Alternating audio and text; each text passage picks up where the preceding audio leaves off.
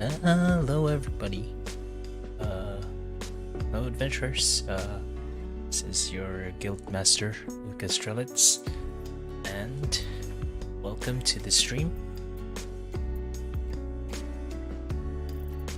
So yeah, might have been spoiled already, but today we're gonna be doing some sculpting.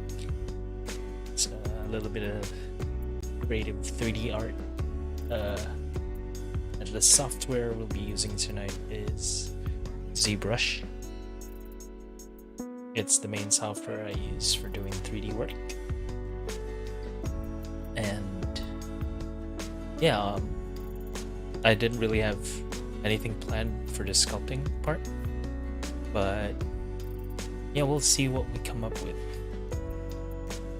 I'll probably be like looking through stuff like Pinterest and whatnot,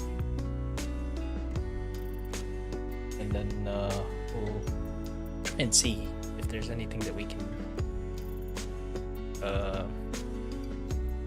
any cool stuff that we can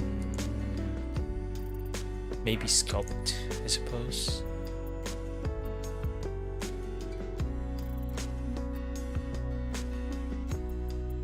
So yeah, it's gonna be a little bit of a slower stream tonight. Mostly just stretching our creative muscles and see what we come up with.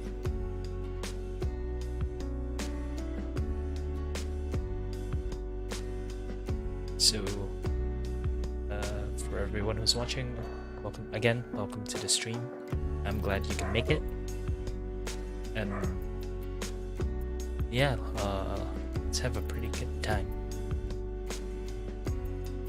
I'll be switching over to the art software now.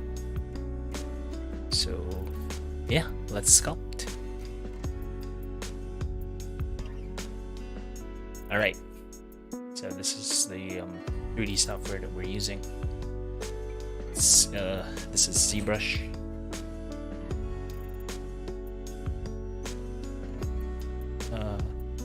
Again, yeah, I do most of my work in here. Hello Jin, welcome to the stream. Glad you can make it. So yeah, before I start, ZBrush is pretty cool software. Basically, what you can do in it is a lot of sculpting, really. You can do some modeling in ZBrush,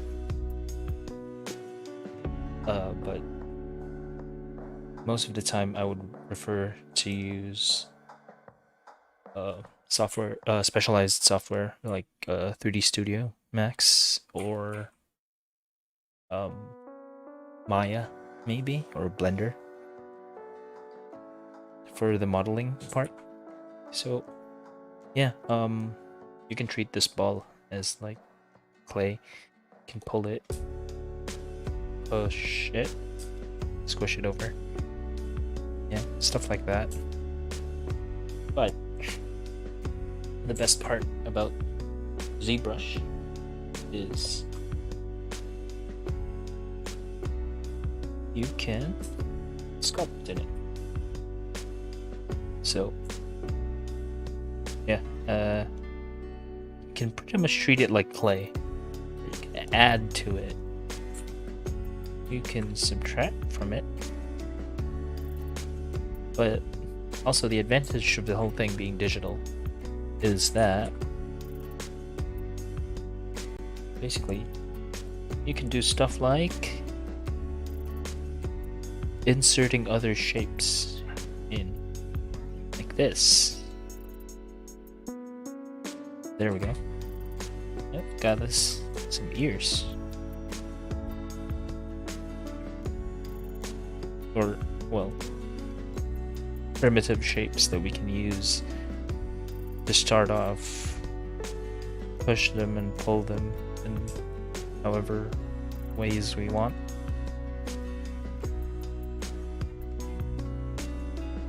ta-da! We've got us an ear. Well, a pair of ears, really.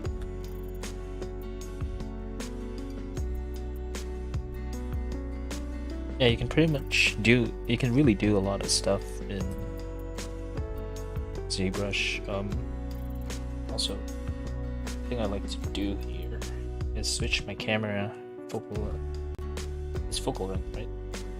Yeah, focal length to 85 millimeters, because it's the portrait view.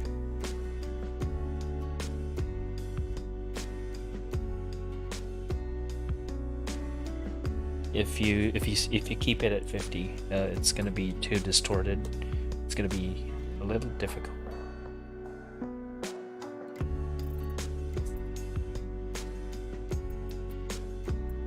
So yeah, today we'll just probably do, I don't know, a simple portrait sculpt or something.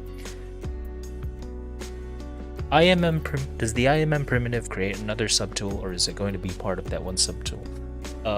IMM primitives make them part of the same subtool, but they become a separate poly group. So as you notice here, it's a different color. So you can basically isolate them by using Control and Shift, and then you get the head isolated from the ears isolated from the head. So yeah.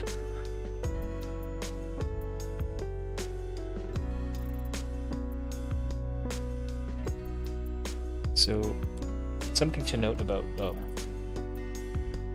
anime faces is that for the most part they're a little flat. At least more flat compared to like a standard sculpt of a human head.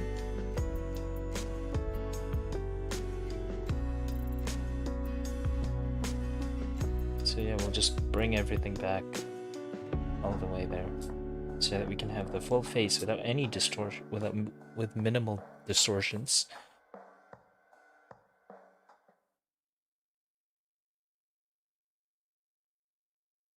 There we go. Yeah, the ear seems a little bit oddly positioned, so let's mask that out. Move it back a bit. Maybe shrink it down a little. Pull it back out.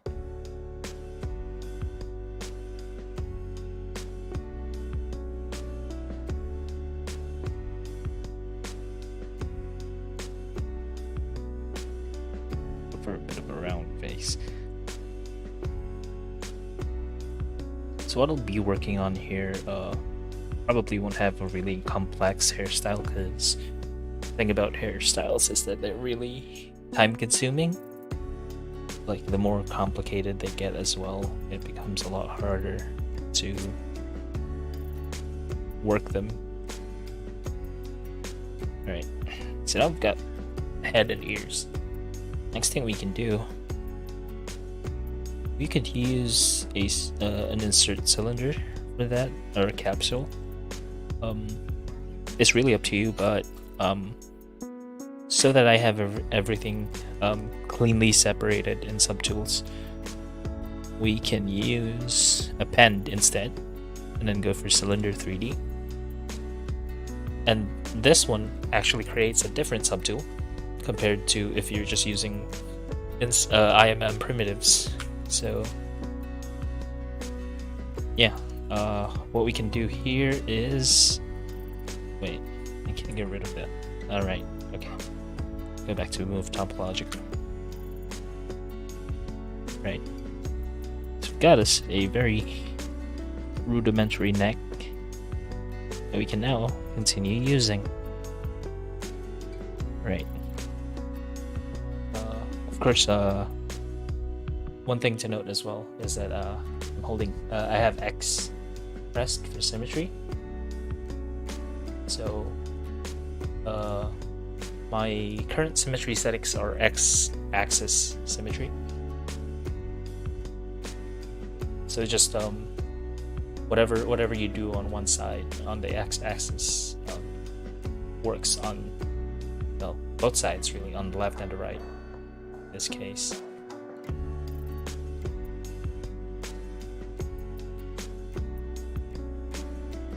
So we're going a bit through the ZBrush basics, just so everyone can get a bit of familiarity. Give me a sec.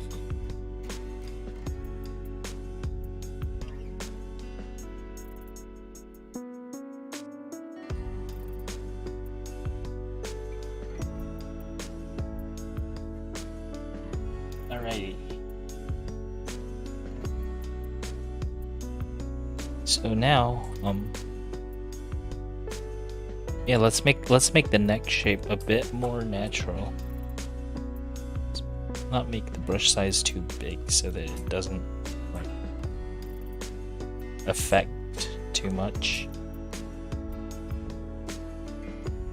I want the neck to have a bit of a more natural taper.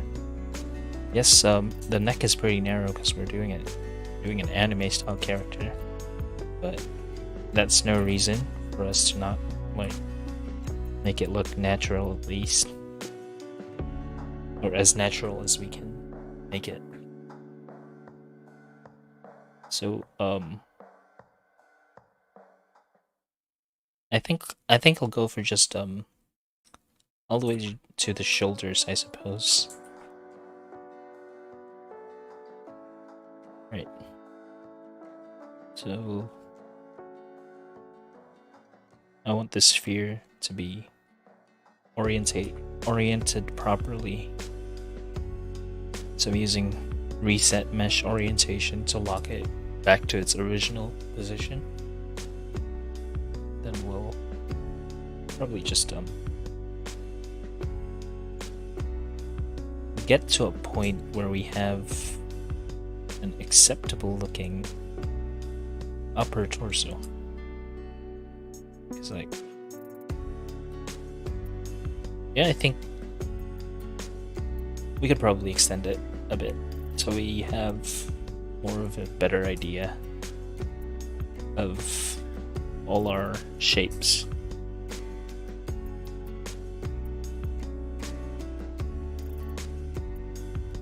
From this point of view.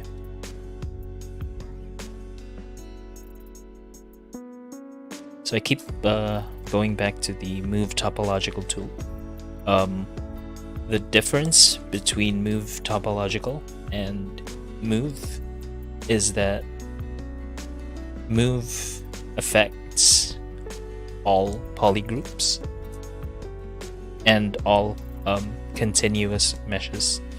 So if you have geometry that continues along separate polygroups, it's gonna ignore the fact that there's a polygroup and it's still gonna pull both of them.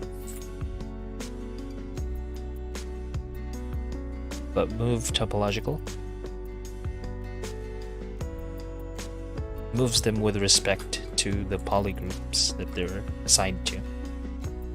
So let's just have a bit of something to suggest the ribcage. I mean, we're still gonna be cutting off the final result over at like at the shoulders, but it's always nice to have a point of reference for your proportions. Normally though, when I'm working, when I'm doing anime style sculpts on my personal time, I have prepared my own face mesh already. So since I want to show the process here, I decided that I would at least do everything from scratch. Right. So some shoulders. So far we're still just placing general features, really. We're not doing a lot of sculpting yet. We will get to that later. So okay. So just gotta make sure that the planes of everything are more or less correct.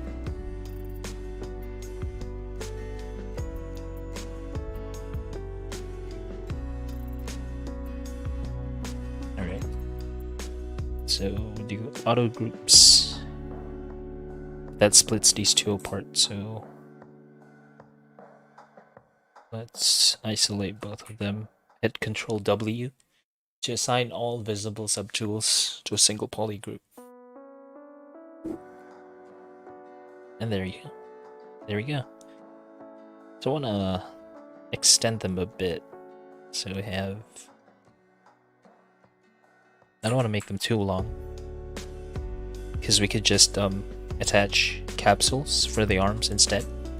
At least the upper arm. So we'll go back to IMM primitives, hit capsule. So IMM primitives has a very weird way of orientation. So in this case, now we have something that's not symmetrical. But first, I want to isolate it from the rest of the subtool before I merge everything back down. So I'm gonna split unmask points. Split unmask points is something that you can also find here under subtool. Split and split unmask points. So what it does is it assigns this stuff over to a different subtool. Right.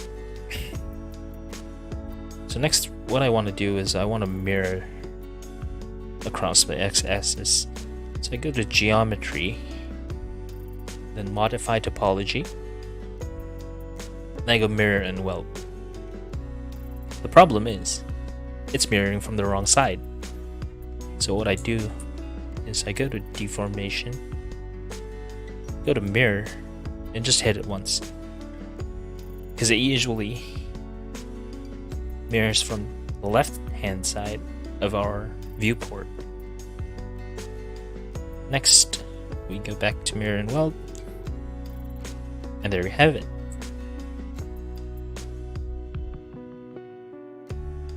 I want to make it a little bit narrower, and then a little longer. And then at this point, maybe make them lean forward a bit. But now I also want to get the upper arm shape a little more correct, I guess, a little more natural, as we did with the neck. So I want to taper them down just a touch, like that, and like that, and of course using the move tool, or rather the move brush. We're going to be cutting off the sculpt around here probably, so let's not worry too much about the lower part. What we got to do is get this part at least looking decent. Now I'm noticing another thing, which is the torso is a little bit too wide. So if this is going to be a female character, we want them to have at least a little bit narrower shoulders. Right, so about 1.5, basically less than 2 heads, I guess. If you're going for like a very cutesy, very moe style. There. Now, I want to put everything back together. So how do I do that?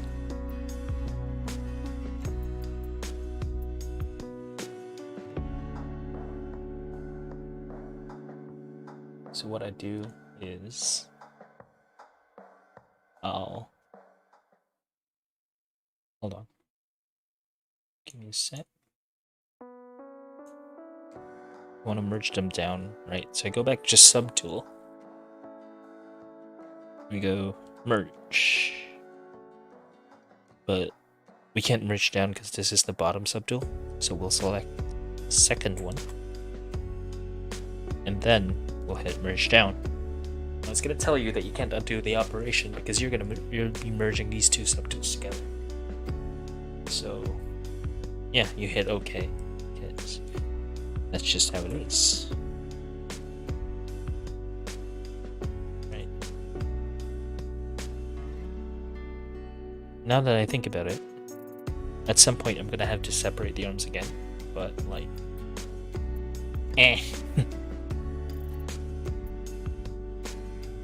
So what we'll do, I guess, is mask them out, tilt it a bit, so that we can still have that little dip before it meets the arm, before the arm meets the torso in the armpit area.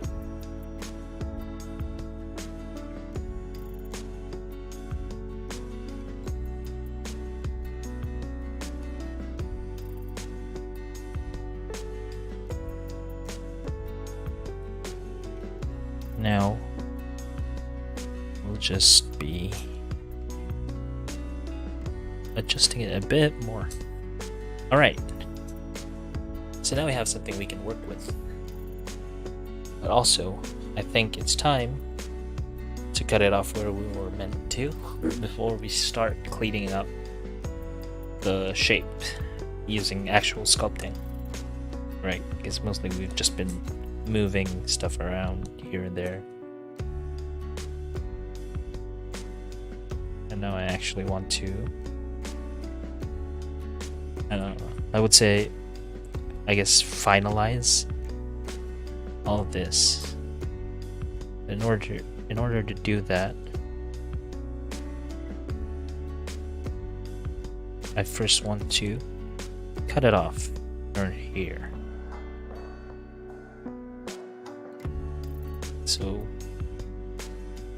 the brush that we're going to be using is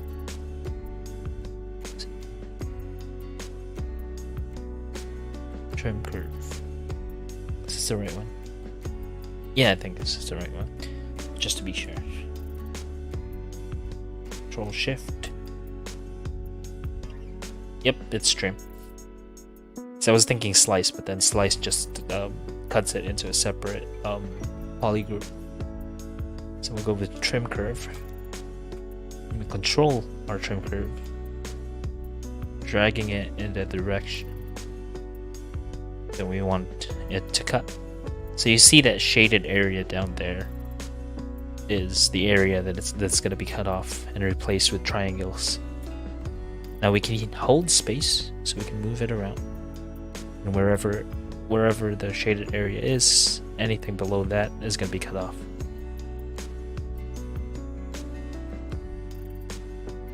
It's a bit odd. Oh yeah, I forgot to unmask. So you just control, drag to unmask everything. And we just want this area, I suppose.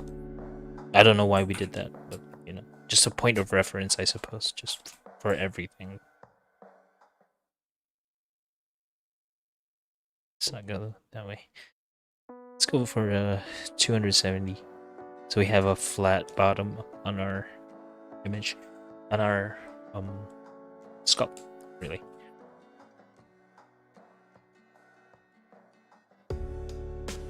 Now, this is gonna be like where the breast area is starting. So I guess we move everything up still.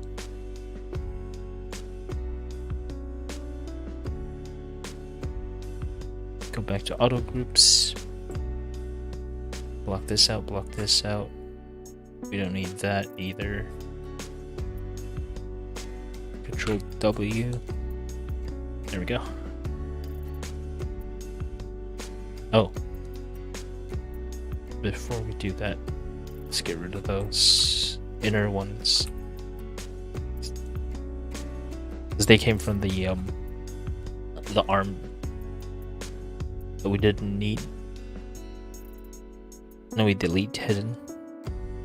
Oh yeah, we also select this, hide it, and then delete hidden. So you can hide by you can isolate a poly group by holding Control and Shift, and then hitting a vertex on the poly group that you want to isolate. You hit it again to hide it, and then you Control Shift, click the background if you want to get everything back. Right, you cancel the isolate. lower shoulders a bit. Because a prominent trapezius is the sign of someone who works out.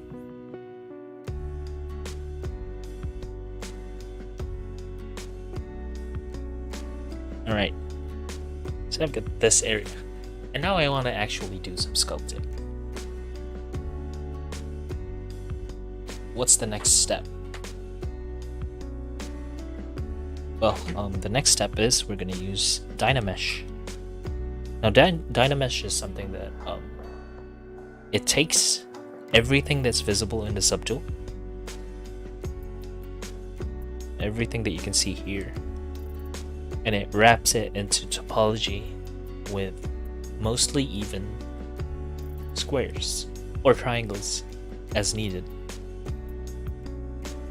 Now it can also include groups if you let it, but we're not going to do that right now. So usually you want to start with a relatively lower resolution, probably around 8 or say 16, and then turn off the blur.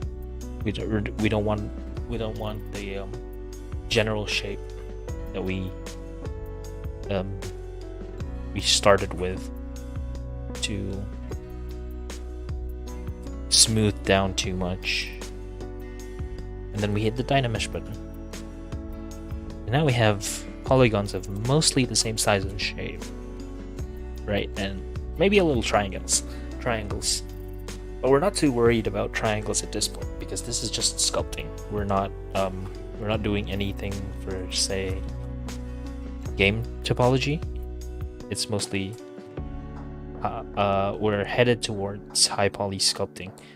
We're just starting with a low subdivision level to make sure that we don't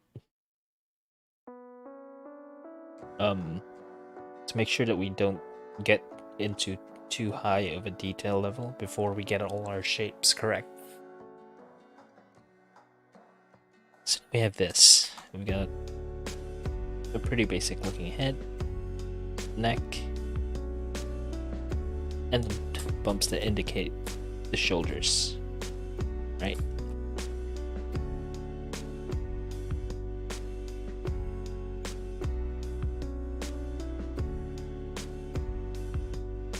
So what we want to do here is we want to emphasize where the throat connects with the collarbone area. There's a dip in between the collarbones, and we want that to show as well. We're not gonna go too high res yet with our sculpt, because that's gonna mess everything up. It's gonna look all lumpy. If you've seen lumpy looking sculpts on ArtStation or maybe Discord or I don't know, wherever you can find them, that's usually because the artist went too high of a resolution before getting the primary forms down.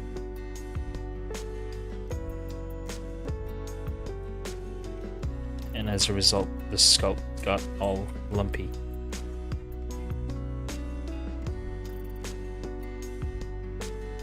So now we have this. I kind of want to go to a little bit higher resolution.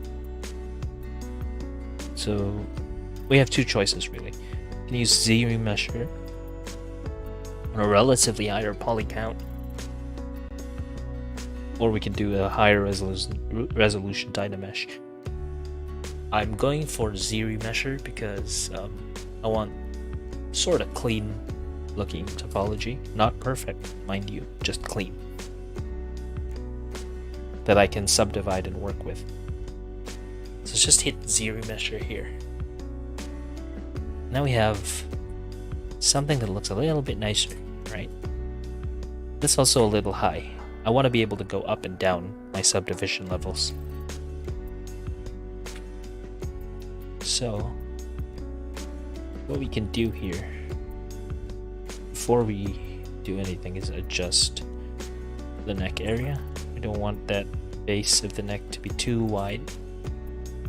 we still want to suggest a connection via the trapezius and the sternocleidomastoid, which is like the neck muscles around here, that go from underneath the jaw and attach to the collarbone. But we also don't want to emphasize them too much, because this is an anime sculpt after all.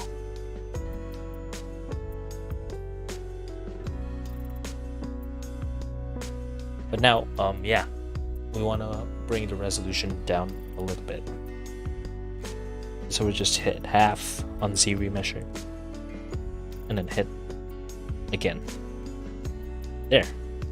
Still a little too high, so let's go with half a bit more. Yeah, should be about right. And then, yeah, let's go back to the head and finalize our head shapes.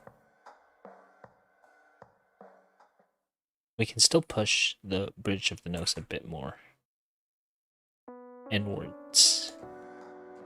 We're gonna go with something soft, with like a softer nose area as well. So just smooth down our sculpt area. Just hold shift and lightly drag things over, and it'll just it'll relax the distance between these polygons just a bit.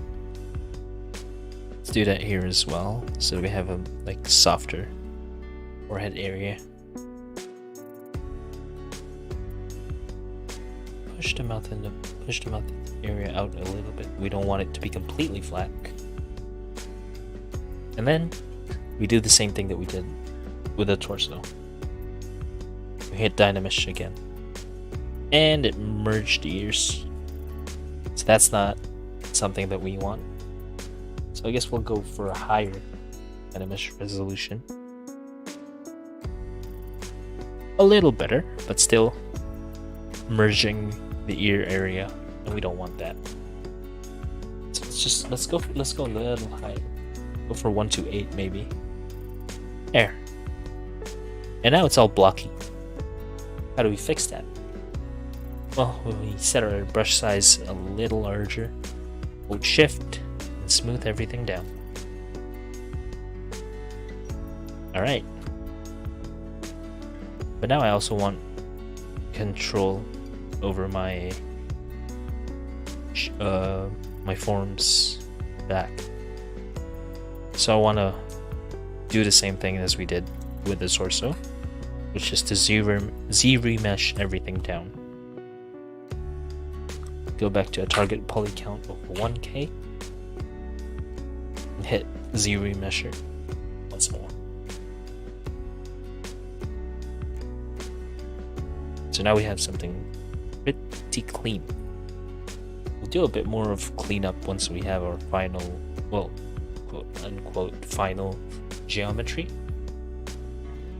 But also, by the way, Dynamesh and Zero Measure are available under the geometry panel. Here's Dynamesh, here are the settings, here's Zero Measure, and here are the settings. I have them on a custom toolbar at the bottom of my screen, so we can have a little bit more easy access to these things.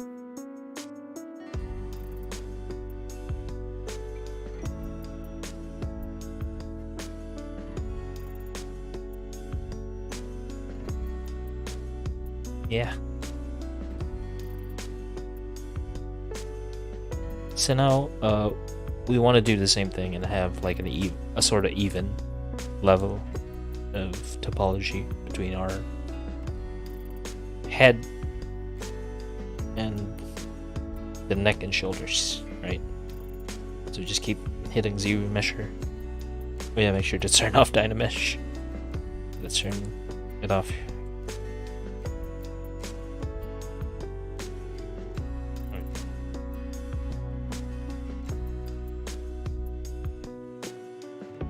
Yeah. So we don't really need like perfect game topology or whatever to sculpt for this. Since we're just doing a simple portrait sculpt within ZBrush, we don't really need any of that, the fancy topology tricks.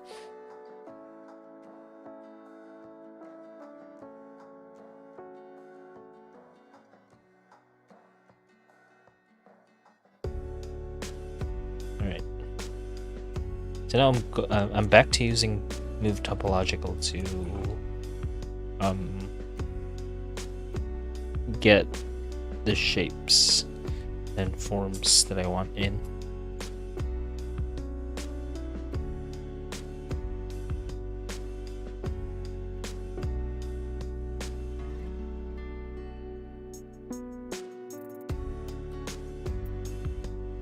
So, all right, now we've got a little bit of an indent for the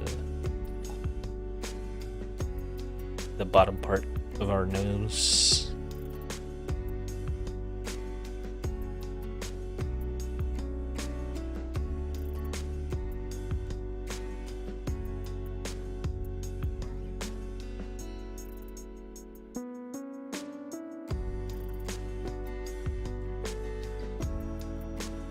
Alright, so now I think we're ready to merge them down.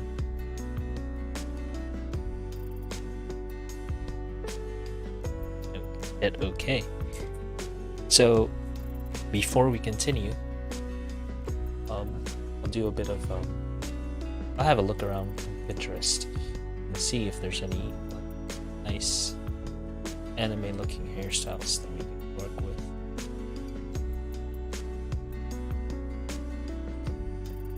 The stuff will be on my other monitor, so you won't be able to see it, unfortunately, but that's fine, I think.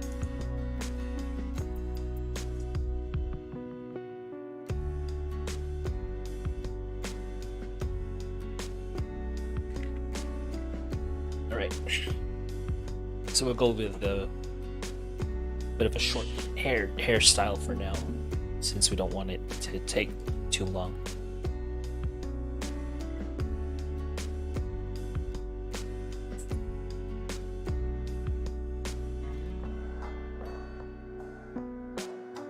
Yeah, if you have any other questions, make sure to put them into the chat so we can answer them.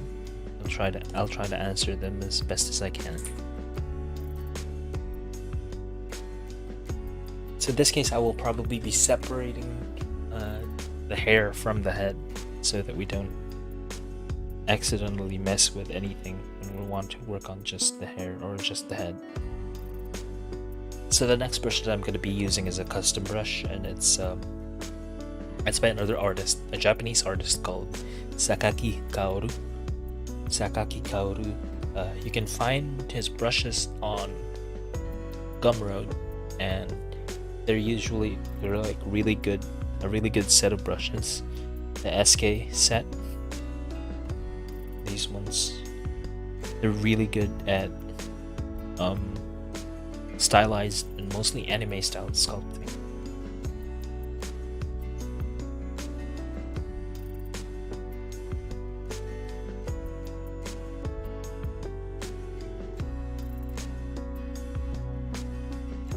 So I've got a bit of an idea.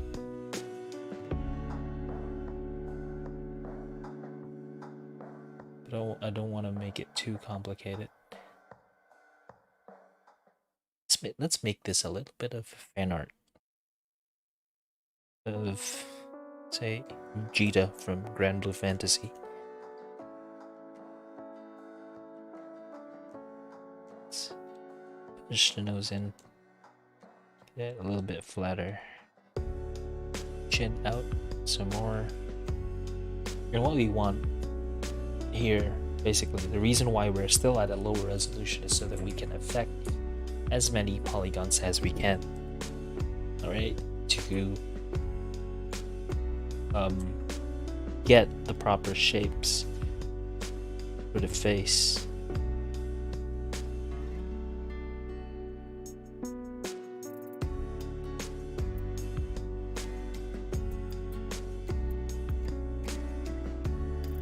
So what I'm doing is I'm going for the 2/3 view of the head, and then pushing and pulling on the head mesh so that we can get the proper silhouette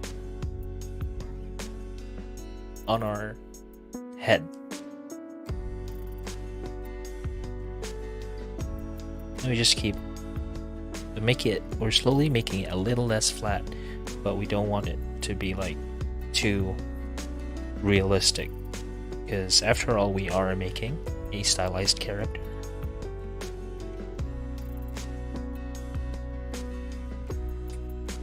Now, also notice that since we merged them down, they're in separate polygroups. And I think I'm gonna push the body a little bit further back, so we're just gonna push the head forward, I suppose. Tilt it down a bit. And there we have it. Okay, so before we continue with the head, I want to block out the hairstyle. And the brush that I'm using is SK Hair. We'll set the Z intensity to 60 so that the hair isn't too round and it isn't too flat either. So just start by blocking out some curves for the fringe of the hair, bangs.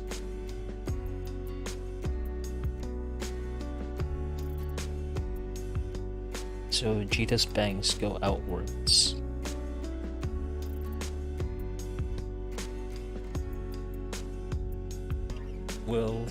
We'll do our fixing later on, but you want to finalize the curve by clicking on the mesh again, so that these curves, the curve lines, disappear. But I wanna have them on a separate subtool, so I'm gonna split unmask points like we did earlier, and then focus on this so we can continue building the hair. Right.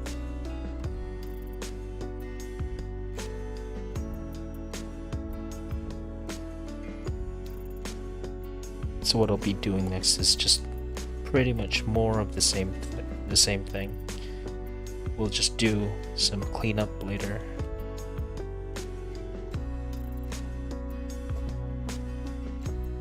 But we just want to get the right shapes on the hair.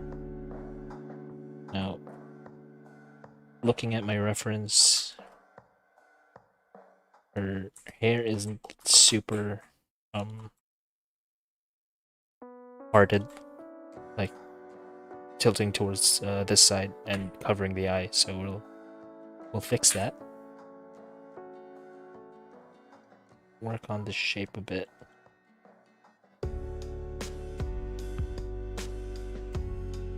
Isolate the middle, mask it out, and then rotate this way so that we don't cover up the eye a little too much. Push it forward as well so that we can get some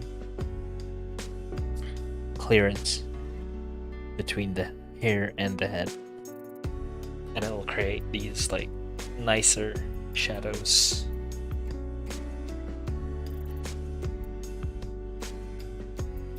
Down here. So if I want a point at the end of the clump of hair that I'm working on, I just set my move brush to a low size and pull out the ends, basically.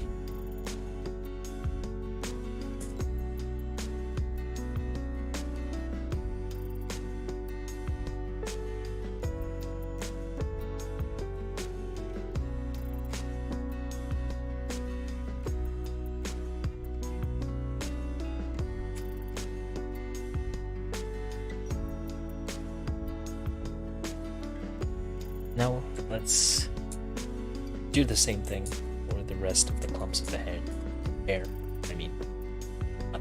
lumps at the head. What am I talking about? Give me a second. It's gonna turn on the AC.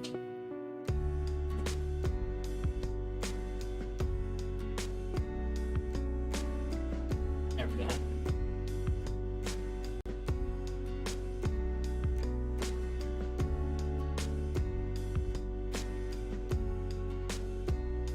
Mask them out. Hit X to bring back symmetry. Push them out a little bit so we have those nice shadows from the top. Another thing you can do here is move your lights around to see which parts can, see if we can cast any shadows on the parts where we want emphasis. We want to bring back the points on the hair.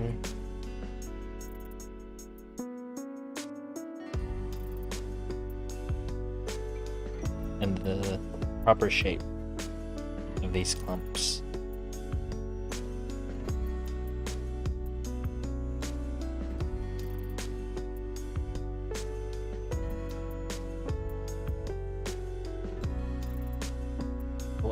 We'll add another clump around here, around something like this size. So since we have everything as individual subtools, I'll isolate this, mask it out, and then since I want to just clone it as is, just control and then drag this border out. And now I've made a clone of that very same polygroup that I can now use to add a division to this clump of hair. Now I'll have a really nice break. Now we don't want these two parts to look identical. So we just move it around a little bit. I'm gonna look back at my reference just to make sure I'm not doing anything wrong. Yeah, should be fine.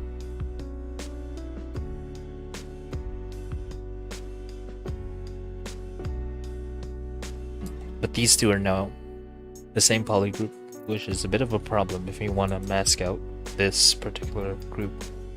So we'll hit auto groups again, but this time isolate the ones that we want to be a single polygroup. Right. There we go.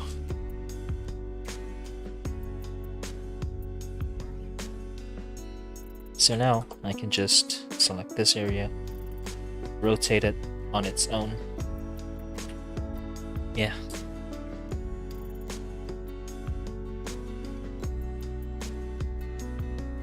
So yeah, it's kind of turning super tutorial-ish, so I'll probably not narrate what I'm doing as much. We do still want to finish this sculpt by the end of the stream, but if you have any questions, please make sure to put them in chat and I'll try to answer them as best as I can.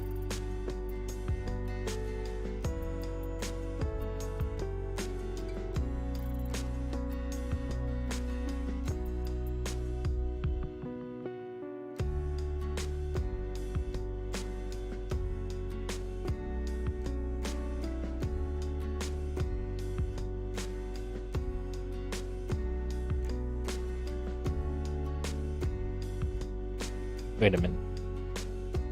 There we go.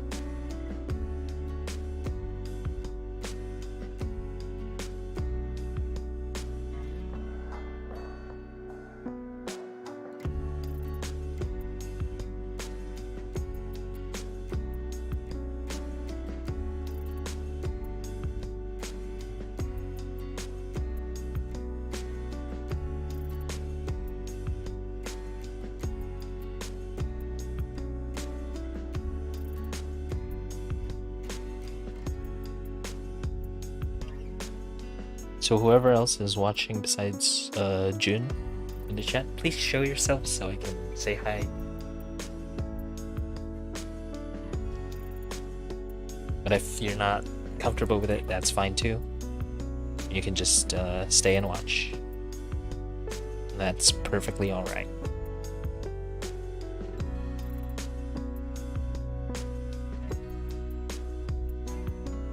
Right. So before I continue with the rest of the hair, there is a hairband. So how am I going to do that hairband? I'm going to make it from here. So what I'm going to do is... Well, there are multiple ways you can do it. You know what? Let's go with this. I would say rather inelegant solution, but it'll do. The thing about if you're purely sculpting, if it does the job, it should be fine. It's not the same case when you're doing 3D for, say, games. If you're just sculpting, you're doing it mostly for fun, don't worry too much about it. Or if you just want to learn how to sculpt in general, right?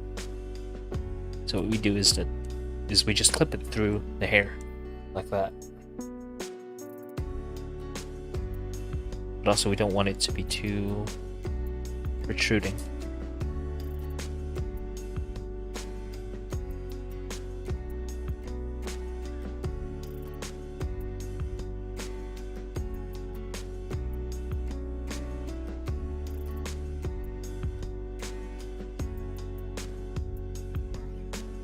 Make it a little higher.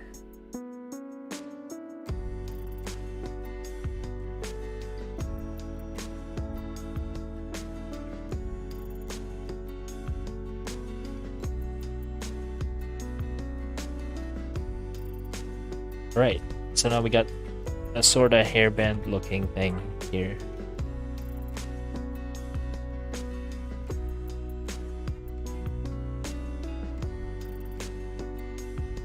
If you subdivide, it kind of gets smoother. It's not a super sharp edge because we didn't set any creasing on it, but we don't need it to be a super sharp edge. Now let's go back to the hair. I also want to make this a single poly group so that we don't have to worry about it once we work on the rest of the hair. Right.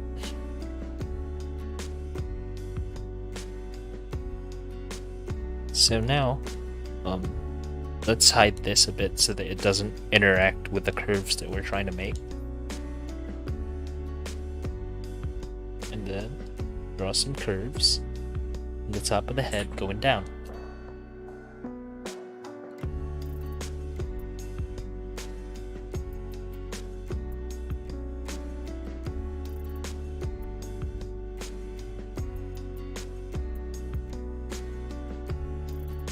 Try to smooth it down.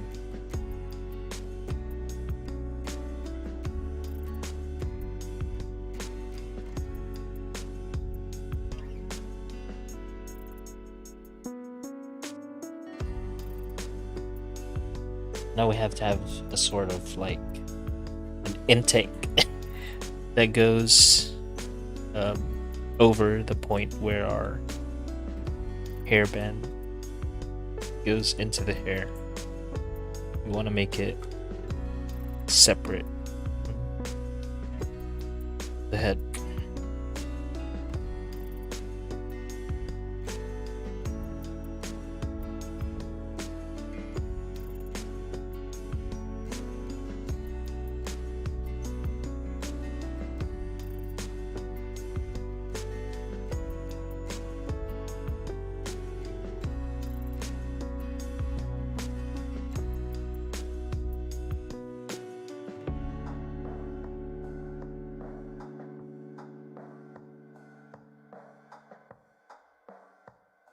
So the reason why we're doing this at a pretty low resolution, again, is we don't want to have a lumpy looking sculpt, right?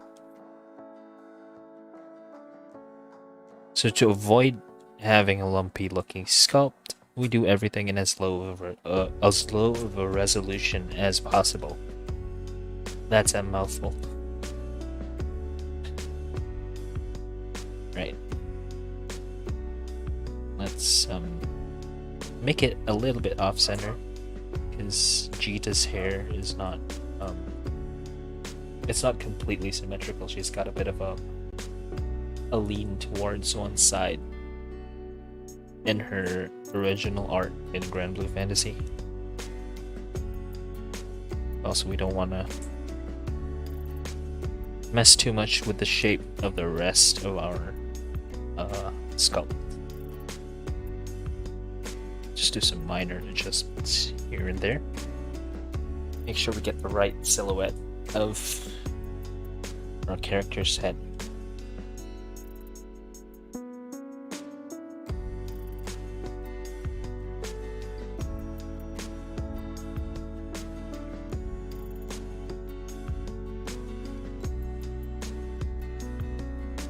And then, of course, as usual, we want the tip of the hair, rather, we want the tip of the hair to be a little bit pointy.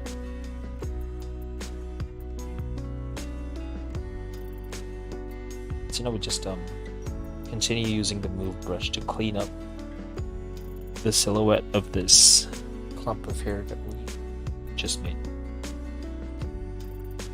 Normally when I'm doing this, I would usually use it. I would usually do it faster, but since I want the steps that I take to be more visible for the audience. I'm gonna take a little slow. I split unmask points, and I want to duplicate this, but I also want to mirror it. So what we could do is duplicate the subtool, back to deformation, and hit mirror. And now to bring back the asymmetry, push everything in, that.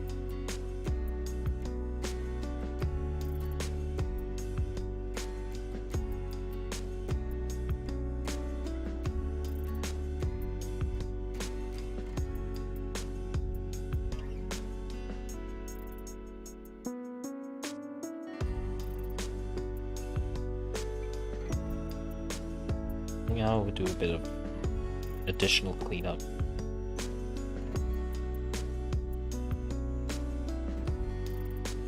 Of course, always check from all angles to make sure you get the silhouette right. It's ultimately, well, there's a bunch of things that make art visually appealing, right? And one of those elements is silhouette. If the silhouette is boring, or if it doesn't have any breaks anywhere, well, yeah, that is a boring silhouette if it doesn't have any breaks anywhere.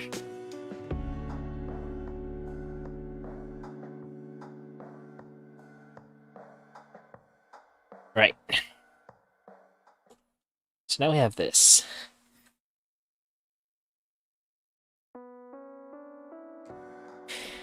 We'll continue the rest of the hair, but we'll do it in a different way because we don't want it to look like multiple separated clumps.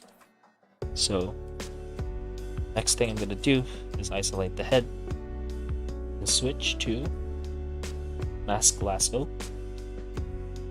Now we're going to mask out a little carefully these parts right here, the back of the head.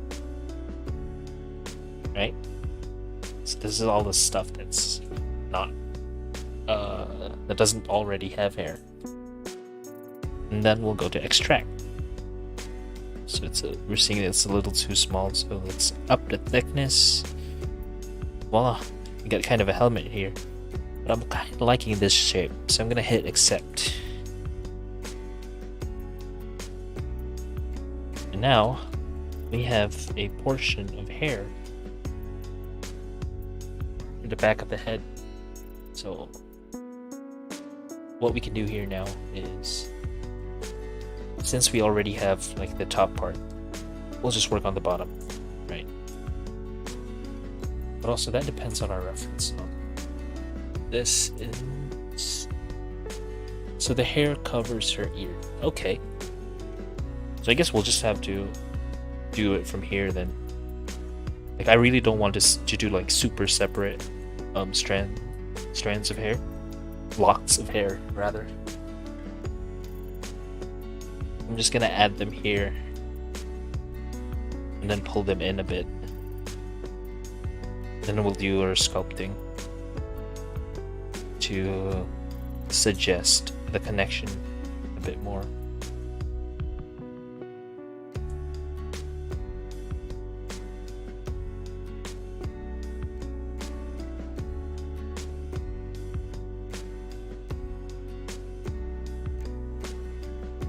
So again, I want to emphasize, since this is not a game sculpt or a game ready model, we don't mind clipping, where two objects interact with each other in ways that they're not supposed to in a game engine.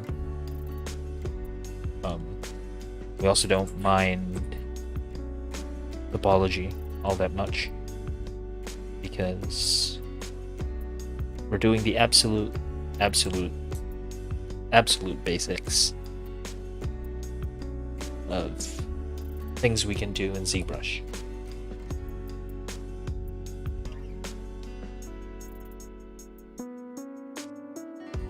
Of course, if it's a more professional scenario, I guess you would want to keep good topology and,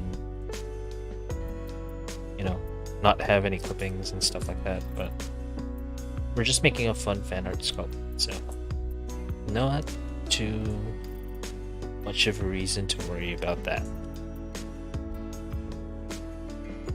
Since the hair goes over the head, I'm just gonna be inserting some intermediate, well, secondary bumps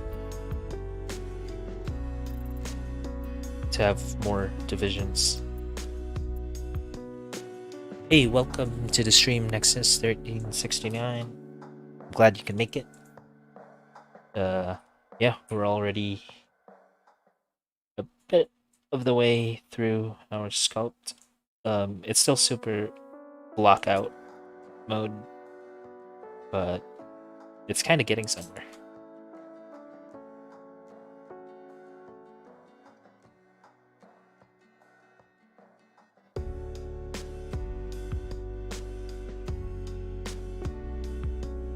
Oh, I am currently making Jita from Grand Blue Fantasy. Super basic fan art, like really rough, not super polished. It's just however much we can do during the span of an entire stream. So yeah, we'll fill the rest in as we go.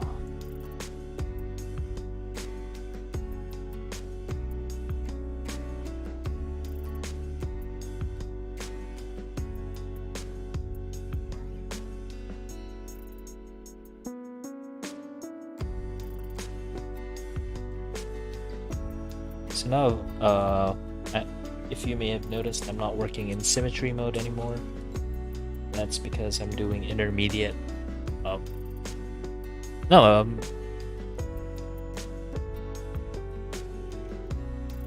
Yeah, but if I was working really fast, then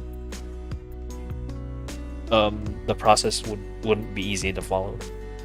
So yeah, I'm trying to explain as I go, so that whoever's watching this after the stream kind of has an idea of what I'm trying to do, right?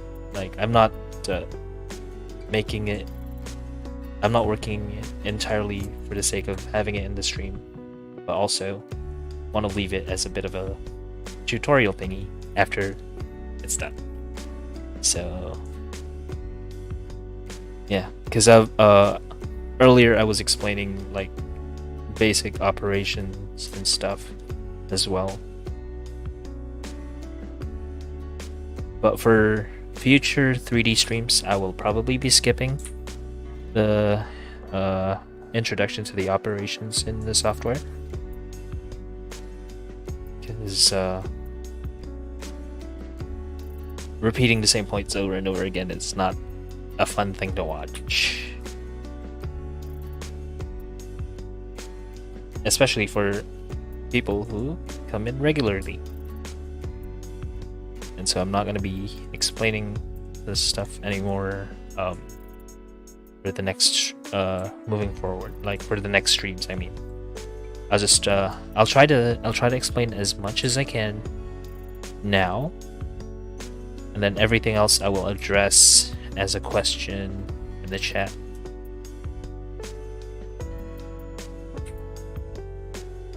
Right. So what we're doing here is just making things a little less boring, right? Dividing up the hair locks.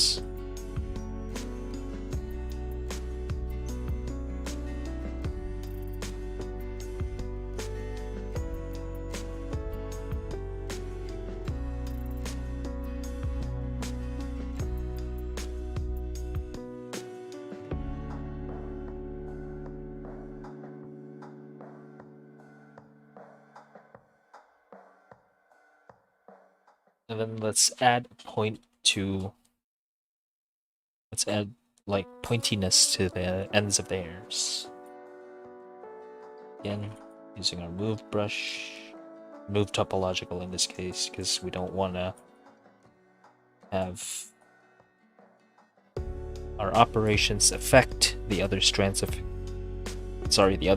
hair.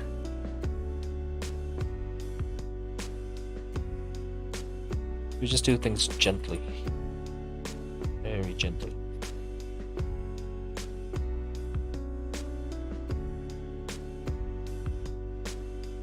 If I'm working in regular speed, I would probably already be at the higher resolution sculpting, but I don't want to work too fast. This is, after all, something I'm trying to do while I'm unwinding after my day. If I go too fast, then that means I'm just basically doing the same thing that I normally do. And that's no fun.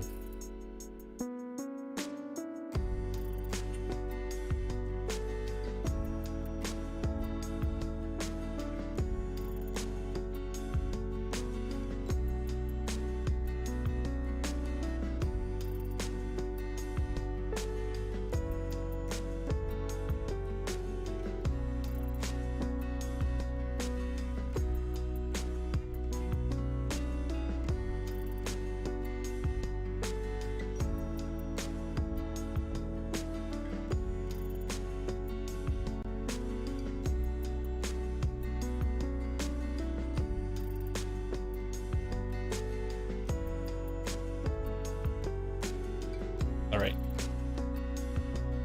So, we've got us a pretty nice head of hair here.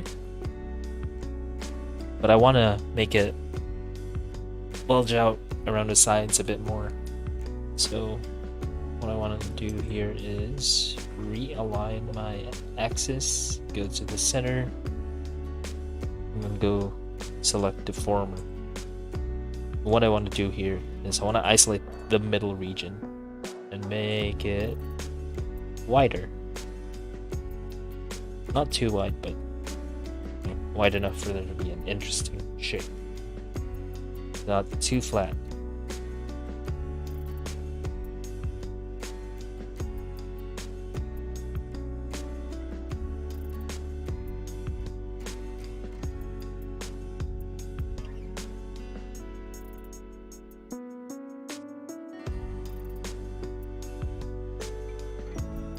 push this out a bit more. Give it a bit more thickness.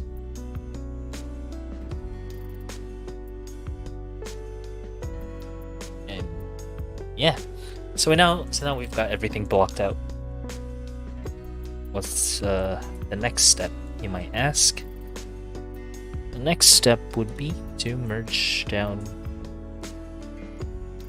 the stuff that needs to be merged down. Right. So I'm gonna merge the back with these intake hairs, as you would call them.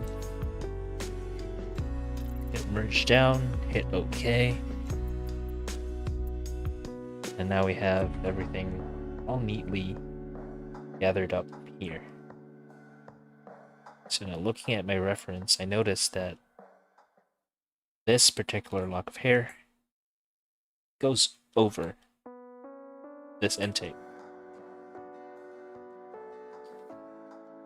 So we just make sure that things are interacting the way they should be. And at least we can suggest that they're interacting the way they should be. If we were to do things in a realistic manner, then we might as well just make a realistic skull. Right. So, continuing on. Here is where we make our the step before we do the cleanup, right? So if we go straight to Dynamesh here, hit auto booms. If we go straight to Dynamesh here at this resolution of 128, we're just gonna have this, right? And that doesn't look nice. Doesn't look nice at all. So what we'll do is we'll subdivide a little bit. I'll hit Control D to subdivide, and what it does is that it creates additional polygons from the ones that we already have. So this quad turns into 4 quads, right? And so on and so forth, right? So what we're doing here is we're trying to get a smooth result before we hit Dynamesh. And now once we hit Dynamesh and hit no, now we have something a little bit nicer looking. But because our Dynamesh resolution was pretty low, right? It's not gonna look super good. So what we can do here, put the Dynamesh resolution up to 384, hit no, and then Dynamesh again. And now we have something that looks pretty clean, right? But then we have these weird bumpy things, right? Where the separate strands have merged with the main block of hair. We're gonna go back to a brush that's included in the SK pack, Sakaki Kaoru SK clay fill, and this thing, it's neat, clean transitions between separate parts, right? And so since we don't need them all to look separate, we kind of want to have them look a little bit united, joined together somewhere before they separate at the end, like the middle and then the end. So that's what we do. Maybe we'll be carving up some lines a bit more later on to suggest some division, but for now, the focus is on trying to get everything to look sort of clean.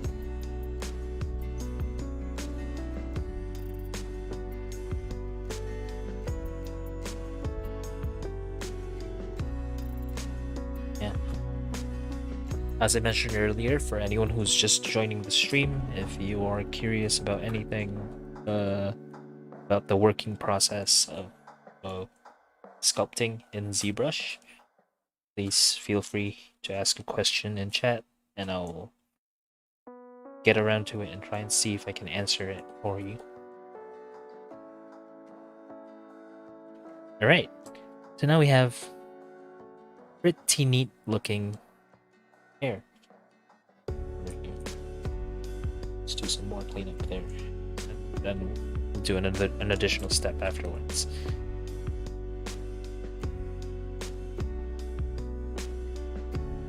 I usually go for like clean hair at the start so that I don't spend too much time at the end trying to clean things up. So if you start clean, you end relatively clean still. But if you start messy and you just keep working the mess over and over and over, it's not gonna look nice at the end. I want everything to look nice at the end, so I'm doing necessary things. Next, we'll carve in where the hair parts, right? So it's off-centered, and it kind of stops around here, somewhere near the back of the head, but past the top part of the skull, the topmost part of the skull, which is around this area. So we'll cut it here, bit, and then do some intermediate lines that suggest some divisions.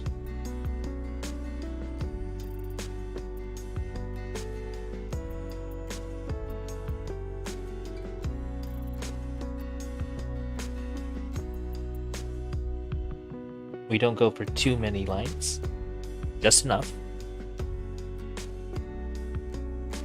And then we go back to clay fit. Oh, actually, no, we don't. We go for clay buildup instead. And kinda sculpt in some buildup around here, so that you have a better sense of the hair curving outwards before it goes in to the parting in the center, right? And then we smooth everything down.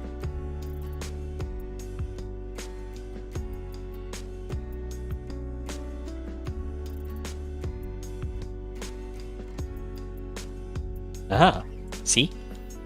Everything looks pretty clean. But now I also want to make some intermediate separation on our bigger locks of hair.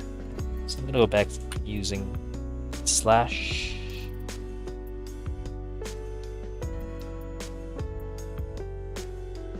And I just go down like that.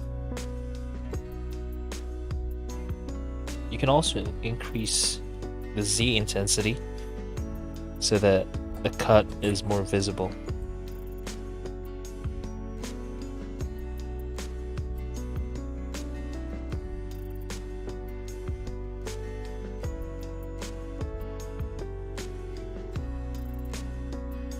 Of course, you could add some more strands of hair here and there to make it look much more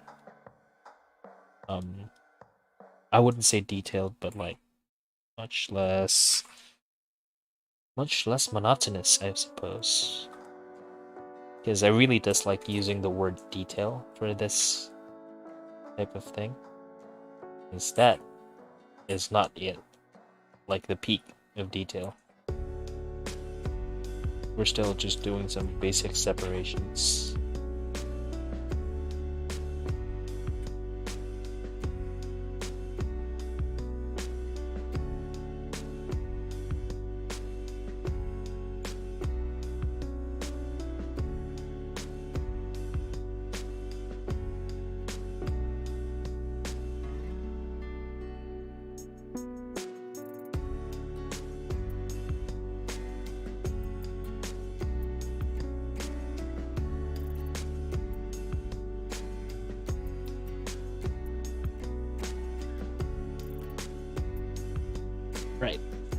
So now we have those little divisions, right? And to be honest, they look kind of boring. Is that all there is to them? They just keep cutting them deeper, and that's it? Not really. What we can do is hold Alt and do the inverse of the brush operation that we're doing. And instead, push out that portion, and now we have a nice little stair step effect around here, right? And that gives a lot more depth to that hair. It's not super noticeable, but it makes a pretty big difference.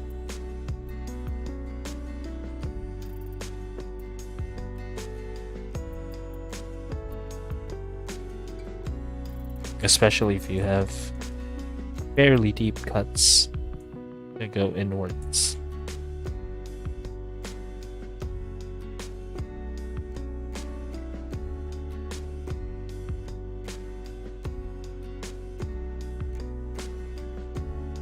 So I know at some point this question is probably going to be asked by someone,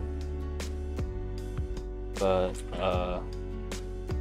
in case you were wondering whether which one do I think is harder, 2D or 3D, I would say in terms of execution, 2D is somewhat more difficult to get right when you're already at a certain level of skill. 2D is a bit harder because you don't have the advantage of perspective by having proper perspective on by default, right? But when it comes to when something which one is more time consuming, I would definitely say that it's 3D, because no matter how much you know the right way to do something, you're always gonna have to keep trying over and over again, because 3D software is very finicky. Alright. Now we've got some nice hair going on in here. I want these lines to kind of taper, so I'm gonna be using a default brush called Pinch at the ends. So we have a nice little taper over there, right?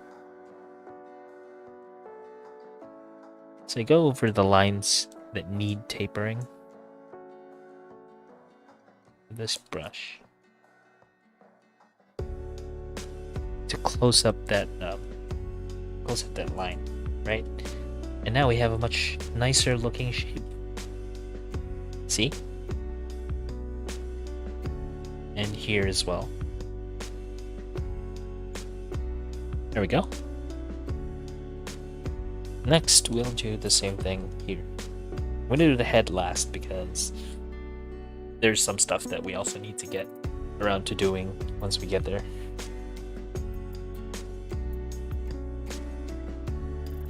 Now, once we dynamesh these three, all of them will be merged together. So I want that merge to be as clean as possible. So I want there to be some area where they can intersect, so we don't have like dirty looking geometry getting in the way of our nice clean shapes over there. So this one is a dynamesh resolution of 384. So we'll do the same thing here. 84. Subdivide. Oh, sorry. Unmask. Subdivide. There we go. Nice clean looking hair. We gotta fix that curve though.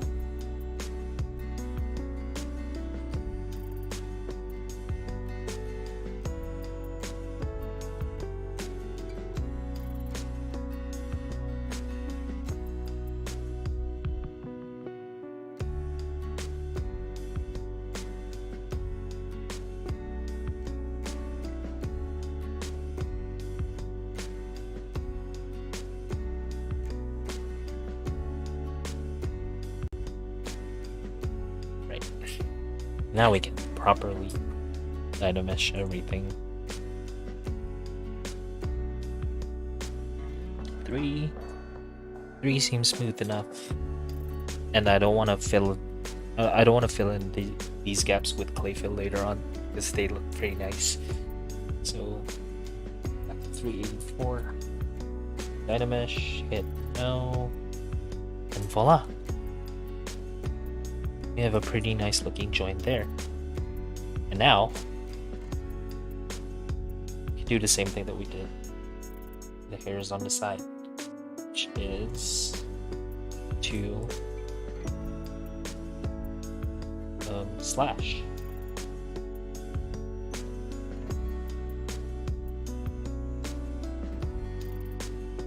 So we don't want our slash effect to be that strong. So, just need to dig in just the right amount so that it looks fairly nice. Okay. And you're starting out with any type of art. It's not super important to get everything perfectly the first try. If you're new to 3D in general, it's okay to make mistakes. That's what learning is for. Heck, even when you end up doing it professionally, it's not always going to be easy, you know? That's the nature of creative work. Nothing is fixed in stone. There's always going to be something different that happens. Certain steps of the process. But what you want to do is just trust the process, because the more you practice, the more you get better.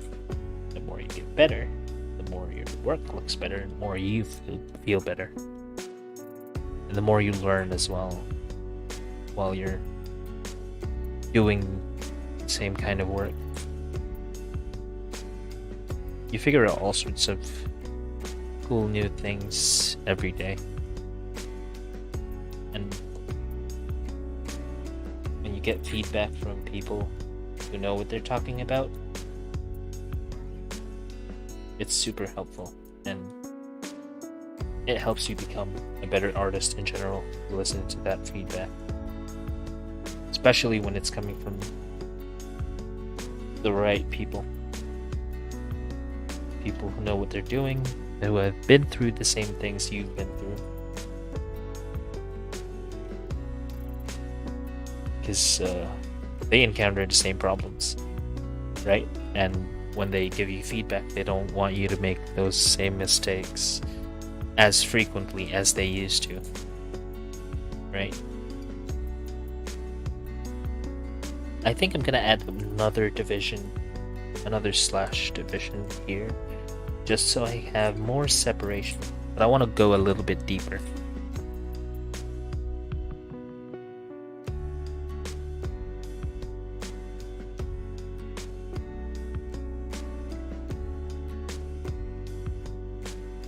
Just to make it a little bit more visually interesting.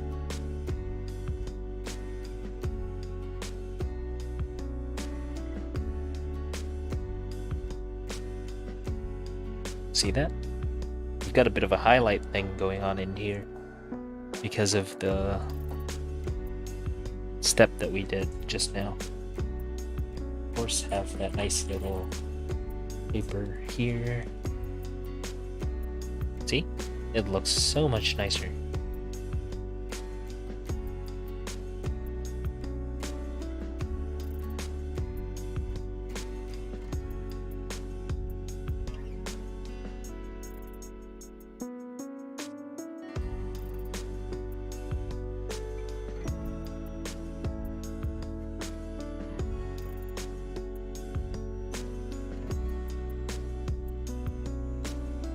Right, so now we've got that hair done.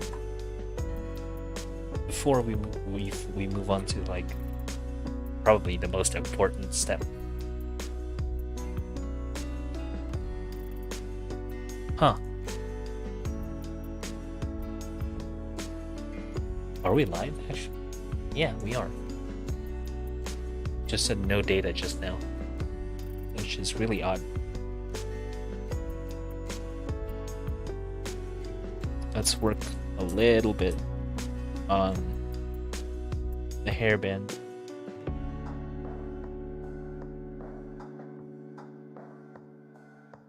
We don't want it to look super sharp, so we're gonna use this brush called Trim Dynamic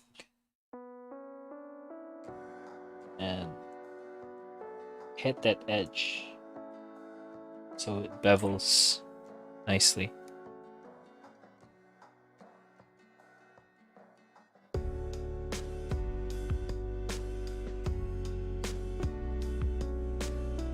Let me hit smooth just to clean it up a little. Got this nice looking hairband. And now we finally get to, I guess, the most important part, which is to sculpt the head and the torso.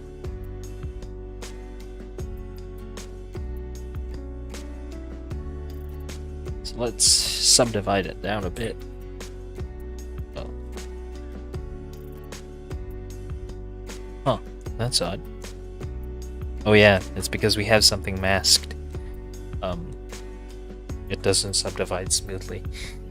So unmask that, make sure there's nothing else that's masked.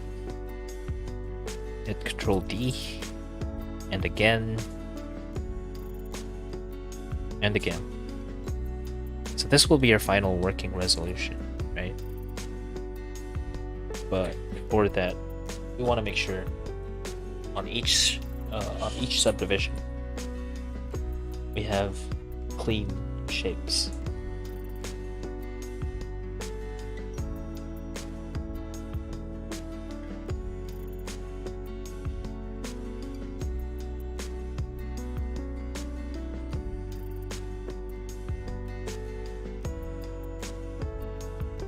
Uh-oh.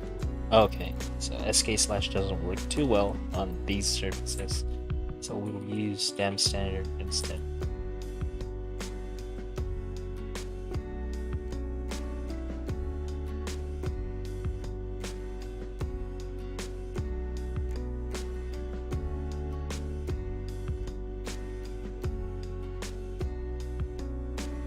Make the lips protrude out a bit. Not too much.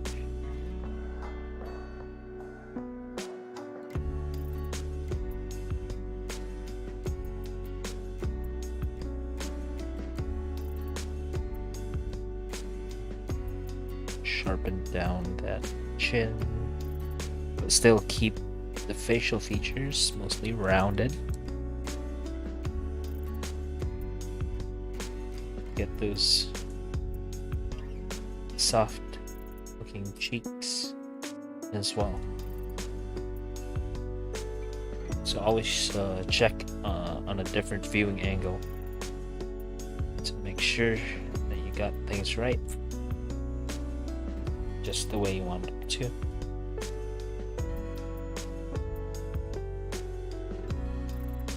And down here, what you just want to do is build up the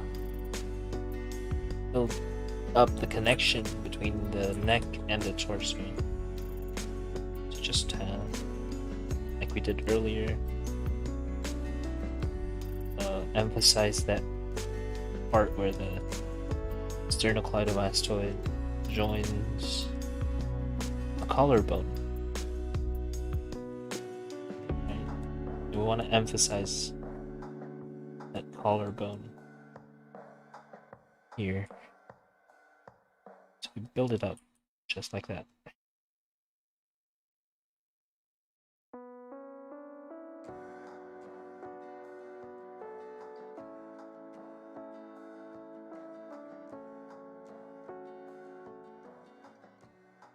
But also, the collarbone isn't just straight. out like that. So let's pull it towards the right shape.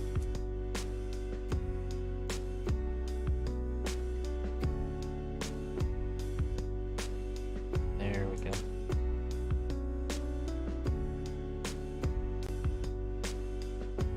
Bring back the head. And now we have something that looks pretty decent, right?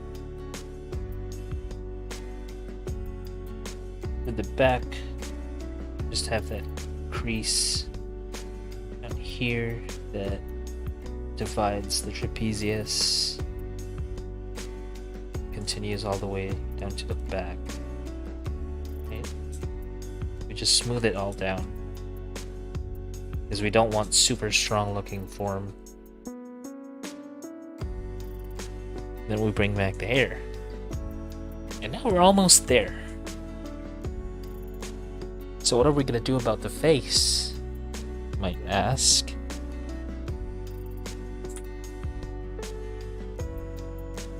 Since if we're doing an anime style figure, you normally don't do much around here unless there's like something really super complex, like really thick, really heavy eyelashes, right?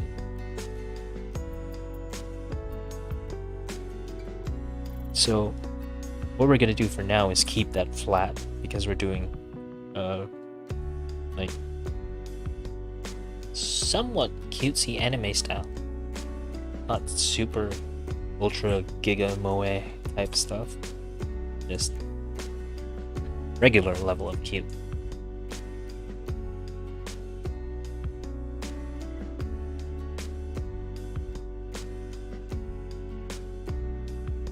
So before we do anything else, let's subdivide that a bit. One more,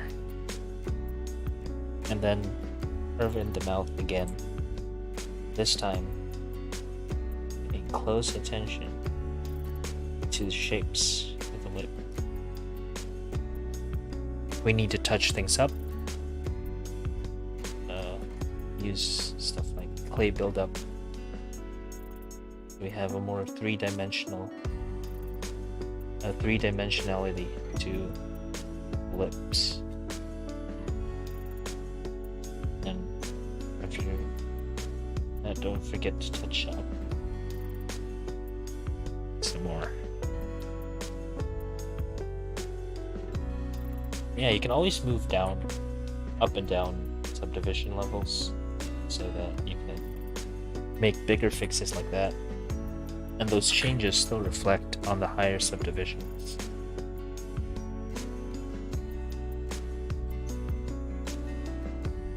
There we go. Another reason why we did the whole subdivision thing is so that we can actually paint on this model. And pick a nice little sort of skin tone-ish.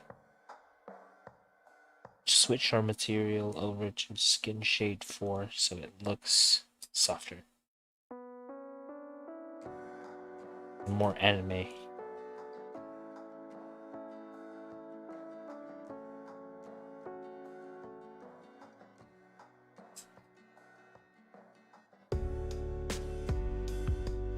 Right. So now we can see things much more clearly for painting. Of course, this poly paint view is only visible in ZBrush and in certain engines where it's actually supported. So since we're doing everything entirely in ZBrush, we'll do poly painting instead of texturing. So we'll fill this object to make sure that the color locks in here, and any changes we do to the color doesn't affect that layer. I mean subtool. Layers are an entirely different thing. But I digress. So for the hair, let's just make it one poly group. Then do the same thing. Fill object. Then here, color, fill object. The headband, Vegeta has a sort of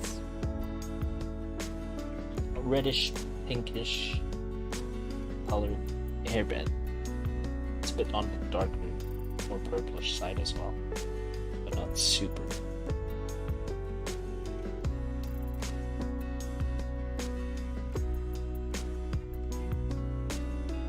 Then color fill object. So we've got a bit of a gap here. That's not nice. So best thing we can do, I guess, is to hide that and make this a little bit bigger, taller, maybe, so that it goes past where the headband is, all the way up here.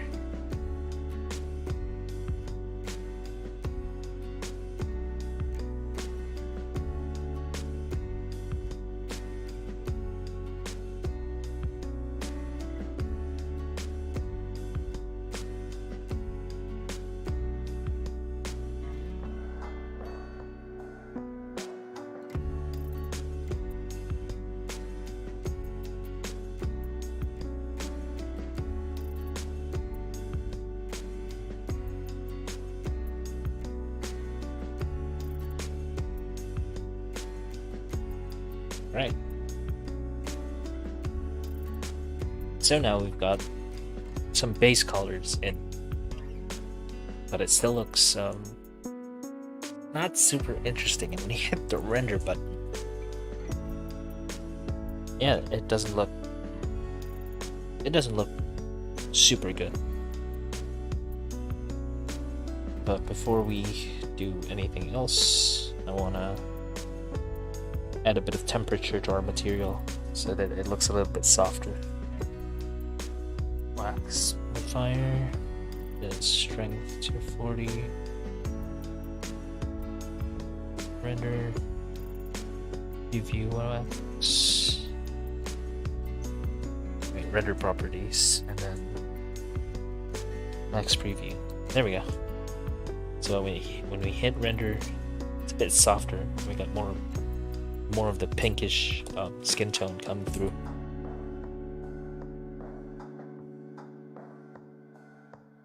Now we kind of want to have some shading in, and we can do that in here, right? Just fill in a bit with peach color. This is orangish peach color, so that we have slight supplemental shading.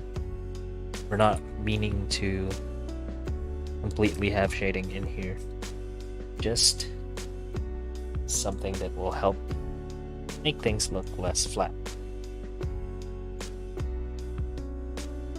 Also, we're noticing a lot of things here when we look around, so if you can still fix things when you notice them, then yeah, go ahead and do so.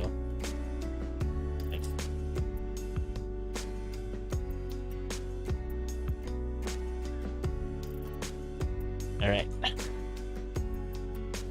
So now we kind of want to do some, I guess this time it would be appropriate to call it detailing on the face. Let's paint a little bit of a pink on the lips.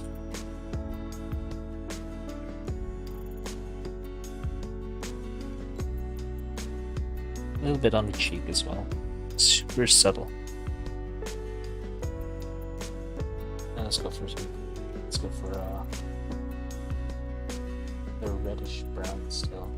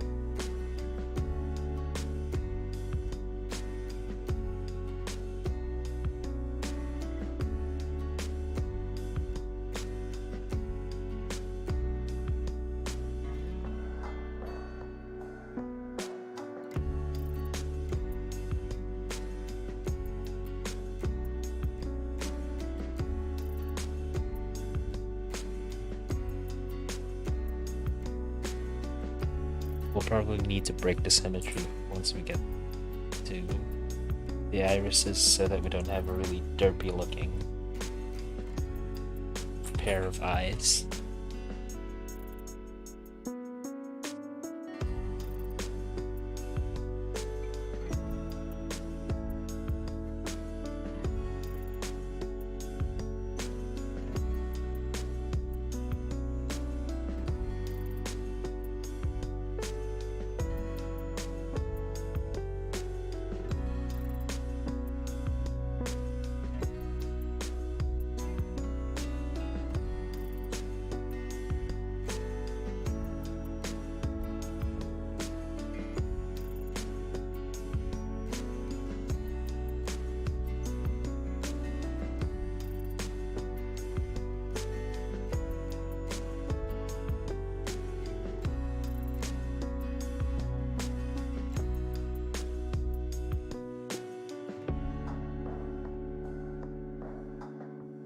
We'll go for something like this sort of angle, I suppose, where she's looking at the screen, at the camera.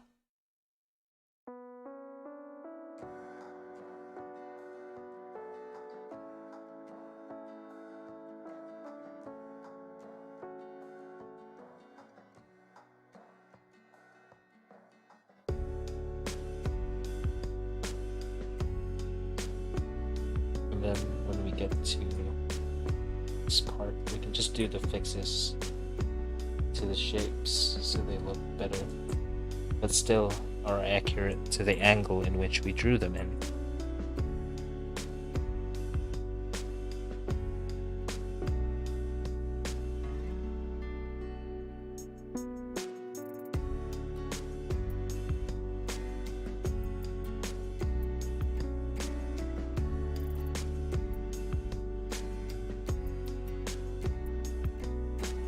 Seems a bit too high, now that I'm thinking about it. Well, that's part of it being 3D, so we can just drag it all down without ruining too much. Okay.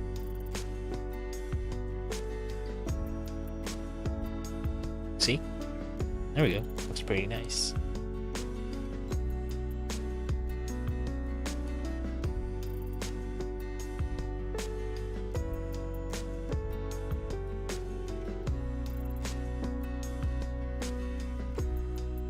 Uh-oh.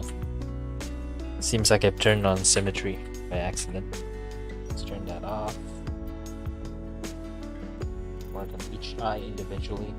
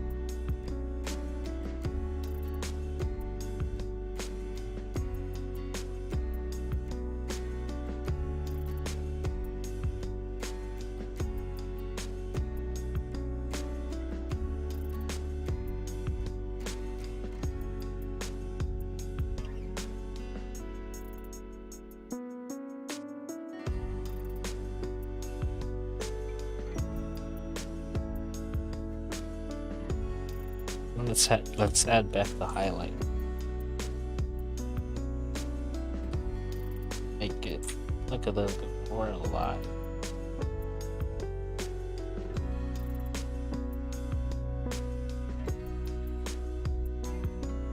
Now we head over to the hair, do a little bit of additional shading as well.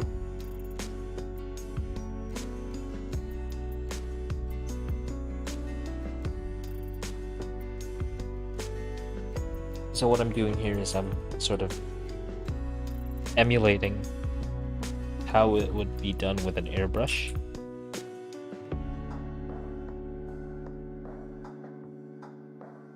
So we have that added amount of vibrance to the hair. Make it more interesting.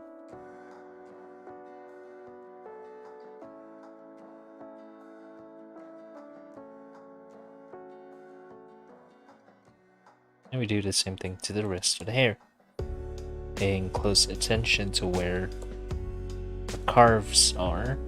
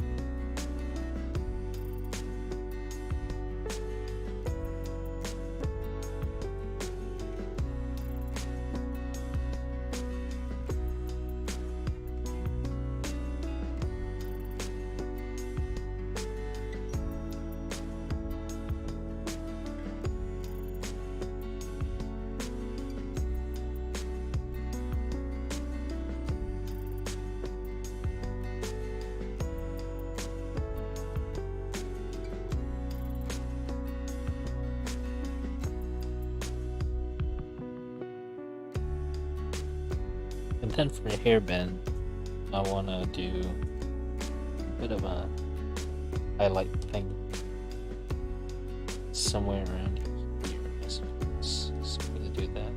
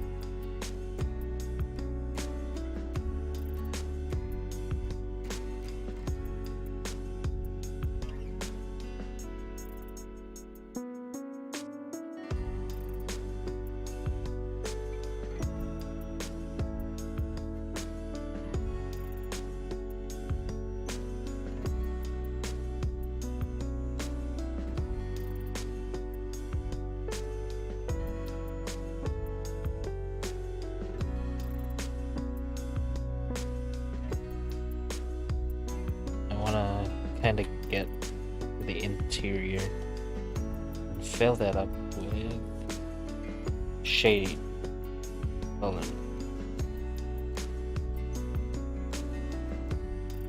So that we kind of get the illusion that it's underneath light.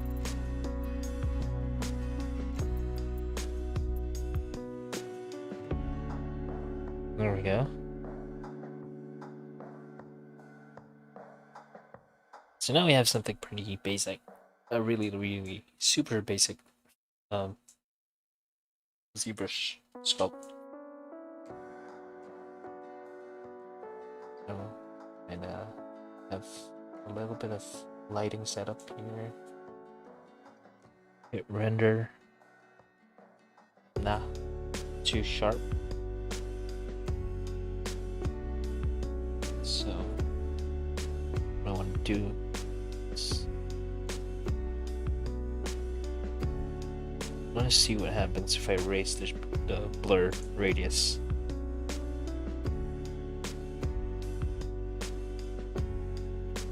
Much softer. but still not the angle we. Try again.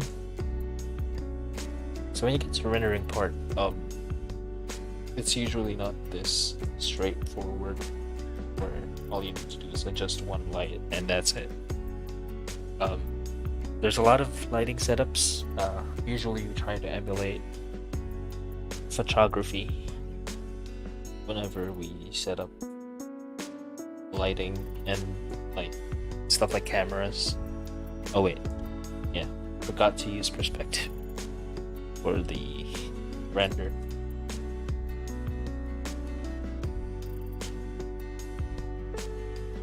That render button.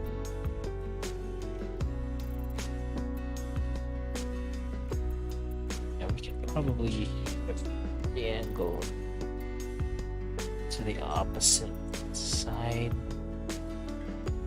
Maybe.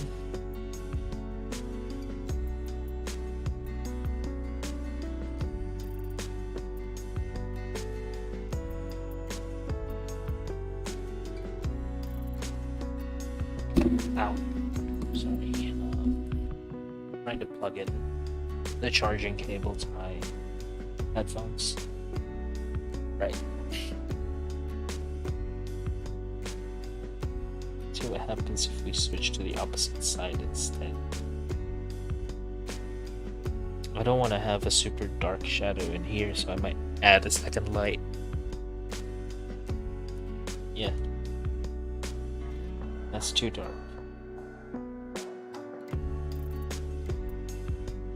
I'll put it over here so I can just control that lighting from over here.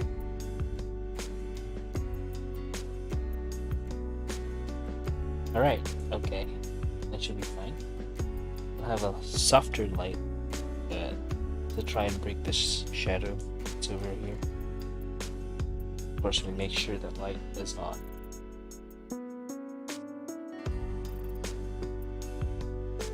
And hit render again.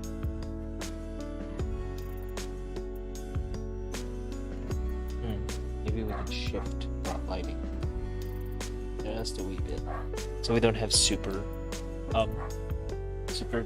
long shadows. Yeah, we're almost there. Center them a bit, but you never want to have lighting that's like dead center.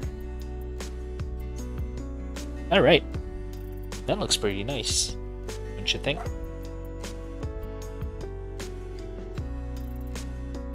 There's something I kind of want to try, which is using a different render set. There's a bunch of like render sets here that do anime effect stuff, like anime effects. So when we hit render, got some outline. Got a nice little outline there, but we lost all the color. We could try doing comic style brown lines, which does something pretty nice too, but that's not the effect we're kind of looking for here.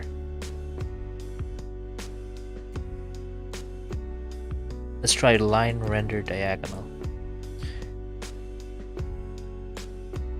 Ooh, a bit of shading. Like hatching, diagonal hatching. How about this? No. How about you?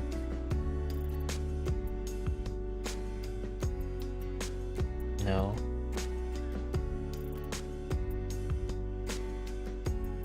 I mean, I guess you could just composite everything together at the end of it, but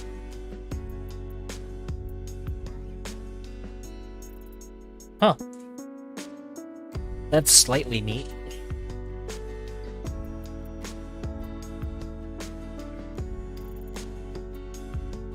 But yeah, let's get back to the default rendering.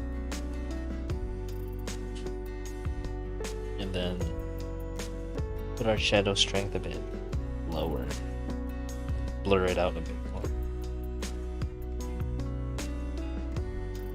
So yeah, this is a pretty satisfying result. Like, it's super basic, not terribly complicated to get.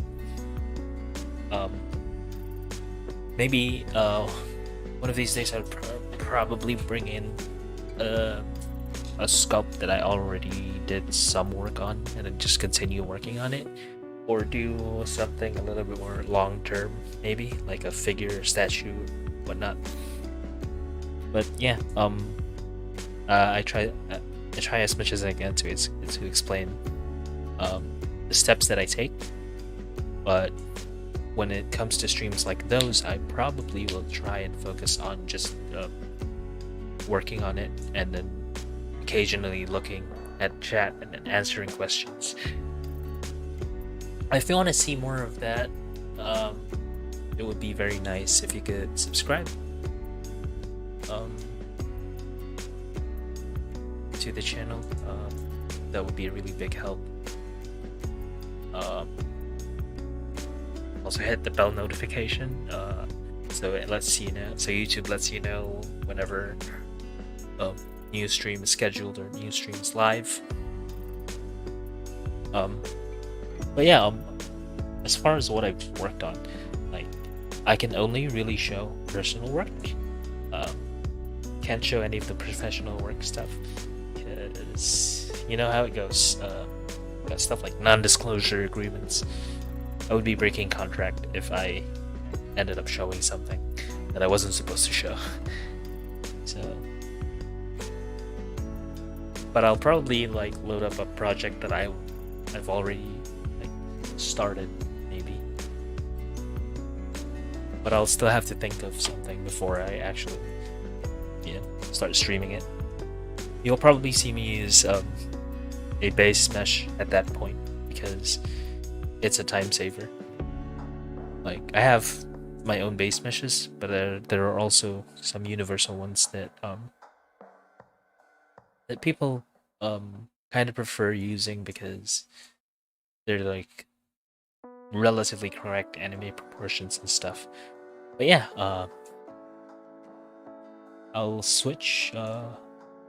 I'll be putting up this render on Twitter. And then, yeah, let's switch over to the talk stream layout.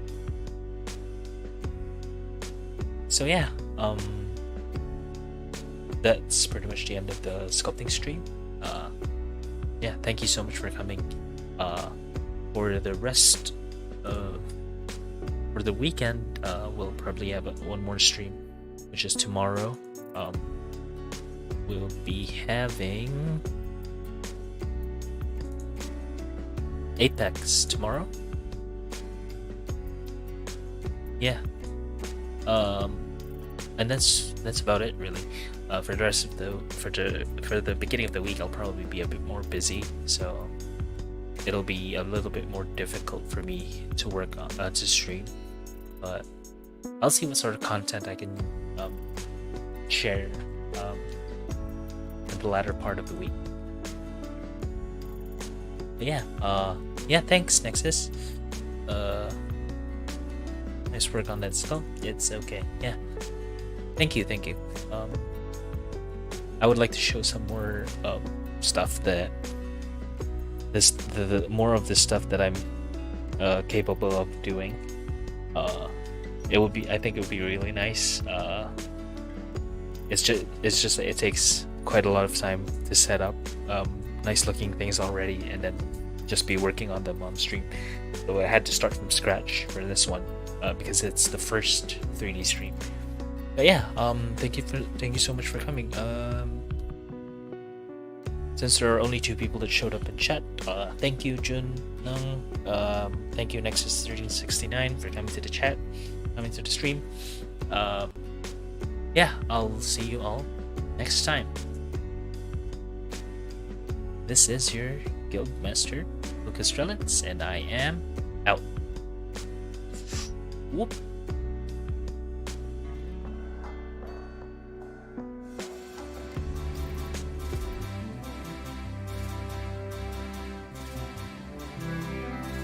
Oh, hold on a sec.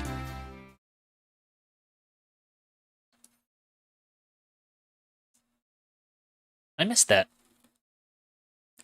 Hey, potato doodles. You made it to the end of the stream.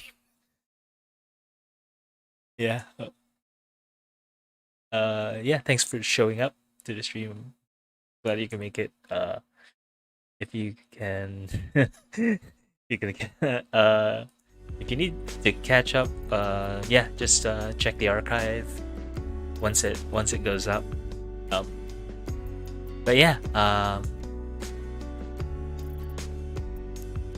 no, that's perfectly fine.